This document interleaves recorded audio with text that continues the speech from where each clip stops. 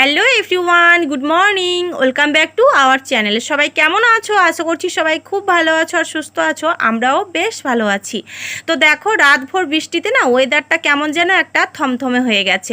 তবে ওয়েদারটা কিন্তু ভীষণ ঠান্ডা ঠান্ডা ওয়েদার হয়েছে, বেশ ভালোই লাগছে। তো সকাল সকাল ঘুম থেকে উঠে সংসারের সমস্ত আশিবাসি কাজ আমার হয়ে গেছে। এখন দেখো আমি বিছানাটা সুন্দর করে ছেড়ে পেতে নিচ্ছি, আর তোমাদের দাদাভাই আর মামাম সোনাও কিন্তু ঘুম থেকে উঠে পড়েছে। তো চলো আজকে সংসারের কাজবাজগুলো শুরু করে দিই আর তোমাদের সাথে কিছু কথা শেয়ার করি। বিয়ের পর প্রত্যেকটা মেয়েরাই কিন্তু ঝুড়ি ভর্তি স্বপ্ন নিয়ে শ্বশুরবাড়িতে আসে। হ্যাঁ, কোন ঝুড়ি বলো তো? সবজির ঝুড়ি বলো বা মাটি খোলা ঝুড়ি বলো, যে কোনোই ঝুড়ি বলো না কেন, প্রত্যেক মেয়ে চায় যে তার সুখের সংসারে সারা জীবন সুখে শান্তিতে সবার সাথে মিলেমিশে থাকবে। কিন্তু ওই যে কিছু কিছু শ্বশুরবাড়িতে কিছু কিছু শাশুড়ি আর ননদরা থাকে, তার সেই সুখের স্বপ্নের দেখা ঝুড়িতে আস্তে করে জলটা ঢেলে দেয়। হ্যাঁ, এরকম কিছু কিছু ফ্যামিলি রয়েছে যারা হচ্ছে বাড়ির বউদের সুখ আর স্বাচ্ছন্দ্য সহ্য করতে পারে না। তারাই কিন্তু একমাত্র দেখবে বাড়ির বউয়ের সেই যে স্বপ্নের ঝুড়িটার মধ্যে আস্তে করে টুকুস করে একটা গরম জল ঢেলে দেবে, যাতে সেই ছোট্ট চারা গাছটা ধীরে ধীরে মরে যায়। তবে কি বলো তো, এখনকার দিনে না পাগলও কিন্তু তার ভালোটা বোঝে। সেই জন্য দেখবে একটা সময় পরে যখন মেয়েটা সব কিছু সহ্য করতে করতে নিজের ভালোটা নিজে বুঝতে শেখে, তখনই দেখবে সেই ফ্যামিলির কাছে সে ধীরে ধীরে খারাপ হতে থাকে। তখন সবাই তাকে বদনাম দিতে থাকে যে ও ভালো মেয়ে নয়, ভালো বউ নয়, এ বাড়ির বউ হওয়ার যোগ্যই নয়।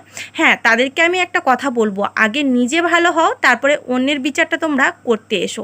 নিজে তো ভালোই নয় বাবা, তাহলে অন্যের বিচার কেন করতে আসো? তো একটা কথা সবসময় মনে রাখবে, আমরা মানুষেরা যে যতই যাই যার বিচার করি না কেন, একজন কিন্তু বিচার করার জন্য ওপরওয়ালা রয়েছে, আর সে কিন্তু ওপর থেকে ঠিক সবার বিচার করছে।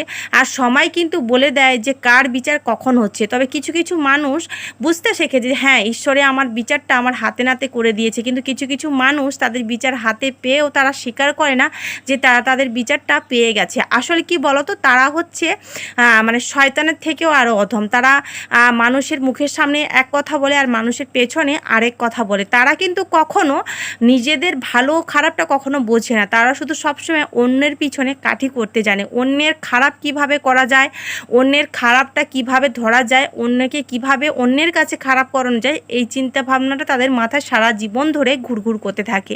তবে তাদের উদ্দেশ্যে একটা কথা বলবো, অন্যের খারাপ যারা চাইছে বা যারা এখনও করছো, তারা কিন্তু একটা কথা মনে রেখো, অন্যের খারাপ করতে গিয়ে নিজের খারাপটা কখনো করে বসো না। কারণ কি বলো তো, অন্যের খারাপ করতে গেলে না ঈশ্বর কিন্তু তোমার খারাপটা ঠিক একদিন করেই ছাড়বে। তো যাই হোক, কথাগুলো কেমন লাগলো অবশ্যই কমেন্ট বক্সে কমেন্ট করে জানিও। আর রাখে হরি মারেকে, ঈশ্বর থাকলে সত্যের বিচার একদিন হবে, সেটা 2 দিন পরে হোক কিংবা 2 দিন আগে হোক। টাটা।